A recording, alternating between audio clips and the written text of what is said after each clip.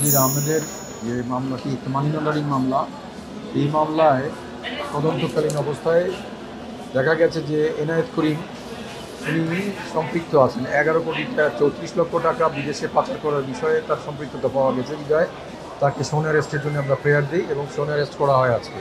এবং সেই সাথে আমরা 5 দিনের রিমান্ড শুনানির জন্য আজকে প্রেয়ার দিয়েছিলাম এবং বিজ্ঞ আদালতকে আমরা বলেছি যে তিনি আমেরিকা, দুবাই, মালয়েশিয়া, সিঙ্গাপুর এবং অন্যান্য দেশে তিনি অর্থ পাচার করেছেন। সেই অর্থ কাকে কাকে দিচ্ছেন এবং কারা কারা জড়িত এর সাথে, এই পাচারের সাথে আরও, এটাকে নিবিড়ভাবে জিজ্ঞাসাবাদের জন্যই আমাদের রিমান্ডের প্রয়োজন।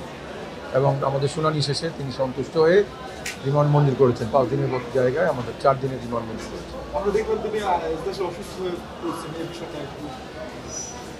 এখন ওই শুনানিকালেই উনি অসুস্থতা কারণে হঠাৎ করেই বলছিলেন যে খারাপ লাগছে, তারপরে তাকে উঠিয়ে বিজ্ঞ আদালত আদেশ দিয়েছেন যে নিয়ারেস্ট যে মেডিকেল চেক আপ করার ব্যবস্থা আছে, পুলিশকে আদেশ দিয়েছেন যে তারা যেন যথাযথ ব্যবস্থা গ্রহণ করে।